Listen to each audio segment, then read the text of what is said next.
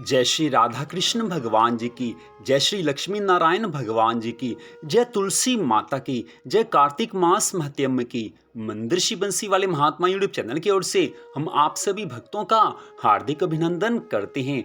कार्तिक मास का पावन समय चल रहा है। इस कार्तिक में प्रातः स्नान, भगवान की कथा को सुनना, भगवान के मंगलमय नामों का जाप करना और सदा भगवान जी को याद करते रहना, इन सब धर्मों के पालन करने मात्र से भगवान अपने भक्तों पर प्रसन्न हो जाते हैं। और कार्तिक मास में कार्तिक मास महत्म की कथा को सुनना सबसे ज्यादा शुभ माना जाता है। तो कार्तिक मास के अध्याय 1 से लेकर अध्याय 19 तक की कथा को आप हमारे चैनल पर सुन चुके हैं। तो आज हम आपको सुनाने जा रहे हैं कार्तिक मास महत्म के 20वें अध्याय की परम पावन कथा, कि जिस कथा को सुनने मात्र से मनुष्य की सभी मनोकामनाएं तो पूरी हो ही जाती हैं, उसको इसी जीवन में मुक्ति मिल जाती है। इस मनुष्य जीवन के पश्चात उसको भगवान के धाम में स्थान मिलता है। तो कार्तिक मास महत्म के 20वें अध्याय की कथा इस प्रकार है।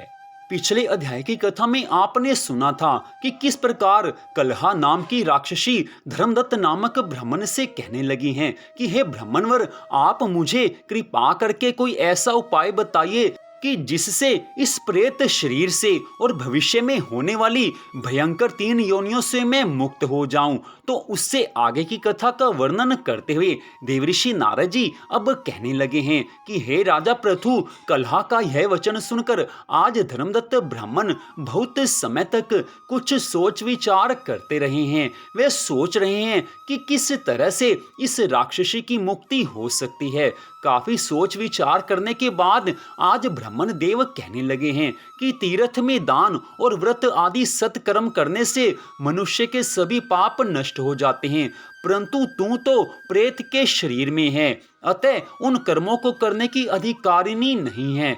इसलिए मैंने अपने जन्म से लेकर अब तक जो कार्तिक मास के व्रत का पालन किया है, उसके पुण्य का आधा भाग मैं तुझे देता हूं, तो उसी से सदगति को प्राप्त हो जा। ऐसा कहकर आज धर्मदत्त ब्राह्मण ने द्वादशाक्षर मंत्र ओम नमो भगवते वासुदेवाय का श्रवण कराते हुए तुलसी दल से मिले हुए जल को ज्यों ही उसका अभिषेक किया, त्यों ही वह कलहा नाम की राक्षसी प्रेत योनि से मुक्त होकर प्रज्वलित अग्निशिखा के समान तेजस्विनी और दिव्य स्वरूप धारिणी देवी हो गई हैं और सौंदर्य में लक्ष्मी जी की समानता करने लगी हैं।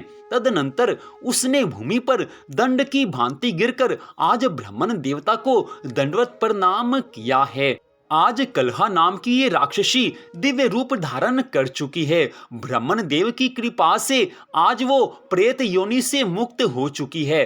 अत्यंत प्रसन्न होकर हर्ष और गदगद वाणी में आज वो देवी कहने लगी हैं कि हे ब्राह्मण देव, आपके प्रसाद से आज मैं इस नरक से छुटकारा पा गई। मैं पाप के समुद्र में डूब रही थी, आप मेरे लिए नौका के समान हो गए। वह इस प्रकार ब्राह्मण देव से कह ही रही थी कि उसी समय आकाश से एक दिव्य विमान उतरता दिखाई दिया। वह अत्यंत प्रकाशमान और श्री हरि विष्णु रूपधारी पार्षदों से युक्त था। विमान के द्वार पर खड़े हुए पुण्यशील और सुशील ने उस देवी को उठाकर श्रेष्ठ विमान पर चढ़ा लिया है। तब धर्मदत्त ब्राह्मण ने बड़े विस्मय के साथ उस विमान को देखा और श्री हरि विष्णु रूपधारी पार्षदों को देखकर आज साष्टांग दंडवत प्रणाम किया है। पुण्यशील और सुशील ने प्रणाम करने वाले ब्राह्मण को उठाया और उसकी सराहना करते हुए कहा है कि हे द्विज श्रेष्ठ, हे ब्राह्मण देव, तुम्हें साधुवाद है, क्योंकि तुम सदा श्री हरि विष्णु भगवान जी के भजन में तत्पर रहते हो, दीनों पर दया करते हो, सर्वज्ञ हो, भगवान विष्णु के सभी व्रतों का पालन करते हो। तुमने सदा भगवान की कथा सुनने में अपने मन को लगाया है, सब धर्म कार्यों को करने वाले हो। तुमने बचपन से लेकर अब तक जो कार्तिक मास के व्रत का अनुष्ठान किया है, उसके आधे भाग का दान करने से तुम्हें उससे दुगना पुण्य प्राप्त हुआ है और इसके सैकड़ों जन्मों के पाप नष्ट हो गए हैं। अब यह हमारे द्वारा वैकुंठ धाम में ले जाई जा रही है। तुम भी इस जन्म के अंत में अपनी दोनों स्त्रियों के साथ श्री हरि विष्णु भगवान जी के वैकुंठ धाम में जाओगे। हे धर्मदत्त, जिन्होंने तुम्हारे समान भक्ति पूर्वक श्री हरि विष्णु भगवान जी की आराधना की है, जिन मनुष्यों ने सदा अपना मन भगवान के चरणों में लगाया है और जिन मनुष्यों ने कार्तिक मास के सब धर्मों का पालन किया है, जिन्होंने कार्तिक मास में प्रसन्न मन से भगवान की कथा सुनी है, ऐसे मनुष्य सदा के लिए कृतकृत्य हैं। वे ही धन्य हैं। इस संसार में उन्हीं का जन्म सफल है। वे ही भगवान की कृपा को प्राप्त करने के सबसे बड़े अधिकारी हैं, जिन्होंने अपना मन सदा भगवान के चरणों में लगाया है। ऐसे मनुष्य अपने पिछले सभी जन्मों के पाप कर्मों का नाश कर देते हैं और भगवान की भक्ति करके भगवान को प्राप्त कर लेते हैं। हे धर्मदत्त ब्राह्मण, तुमने अपना सारा समय भगवान के भजन में लगाया है, इसलिए तुम्हारी मुक्ति होने में कोई संदेह नहीं है। हे ब्राह्मण देव, भली भांति आराधना करने पर श्री हरि विष्णु भगवान जी अपने भक्तों को सब कुछ दे देते हैं, उनकी सभी मनोकामनाओं को पूरा कर देते हैं। हे ब्राह्मण देव, जो भगवान की भक्ति करते हैं, जो सदा भगवान के चरणों में अपने ध्यान को लगा कर रखते हैं, वो संसार के सब कार्य करते हुए भगवान को प्राप्त कर सकते हैं। मनुष्य जीवन में कार्तिक मास प्राप्त करके जिसने भगवान की भक्ति नहीं की, उसने अपना मनुष्य जीवन व्यर्थ ही गवा दिया। लेकिन जिन लोगों ने अपना मन भगवान के चरणों में लगाया है, कार्तिक मास में भगवान की भक्ति की है, भगवान की कथा सुनी है, वे स्वयं तो मुक्त होते ही हैं, औरों को भी मुक्ति प्रदान करते हैं।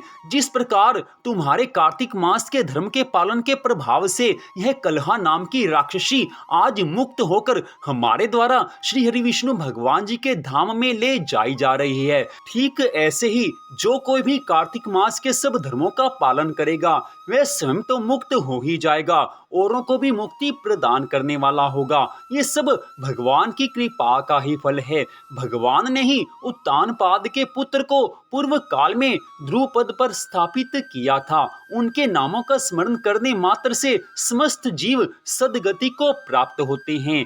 हे ब्राह्मण, पूर्व काल में ग्रहग्रस्त गजराज उन्हीं के नामों का स्मरण करने से मुक्त हुआ था। हे ब्राह्मण देव, कार्तिक मास में सूर्य उदय होने से पहले स्नान करने वाले भक्त और कार्तिक मास में भगवान की कथा सुनने वाले, भगवान के नामों का जाप करने वाले, भगवान के नामों का संकीर्तन करने वाले, तुलसी जी का पूजन करने वाले मनुष्य सदा के लिए मुक्त हैं। उन्हीं का मनुष्य जीवन सफल है। हे ब्राह्मण देव, तुमने जन्म से ही लेकर जो भगवान श्री हरि विष्णु जी को संतुष्ट करने वाले कार्तिक मास के व्रत का अनुष्ठान किया है, उससे बढ़कर ना कोई यज्ञ है, ना कोई दान है और ना कोई तीर्थ है। हे विप्रवर, तुम धन्य हो, क्योंकि तुमने जगत गुरु श्री हरि विष्णु भगवान जी को प्रसन्न करने वाला कार्तिक मास का ऐसा व्रत किया है कि जिसके आधे भाग के फल को प्राप्त होकर यह स्त्री हमारे साथ भगवान के वैकुंठ धाम में जा रही है। इतनी कथा सुनाकर आज देवऋषि नारद जी राजा पृथु से कहने लगे हैं कि हे राजन, भगवान की भक्ति से सब कुछ सुलभ हो जाता है। कार्तिक मास में जो भगवान की भक्ति करते हैं, उनकी सभी मनोकामनाएं तो पूरी हो ही जाती हैं, उनको मुक्ति भी प्राप्त हो जाती है और मुक्ति को प्राप्त करना ही इस मनुष्य जीवन का सबसे बड़ा लक्ष्य है। तो इस प्रकार कार्तिक मास महत्म के 20वें अध्याय की कथा का यहीं पर विश्राम होता है। आज की इस कथा को सुनने वाले मनुष्य की सभी मनोकामनाएं तो पूरी होती ही हैं, साथ में उसको इस मनुष्य जीवन के अंत समय में मोक्ष भी मिल जाता है। इसलिए कोई भी कथा सुने, किसी भी अध्याय की कथा को सुने, सदा श्रद्धा भावना से सुने। श्रद्धा भावना से सुनी गई कथा का पूर्ण फल मिलता है। तो आज की इस कथा को सुनने के लिए आप सबका हार्दिक धन्यवाद।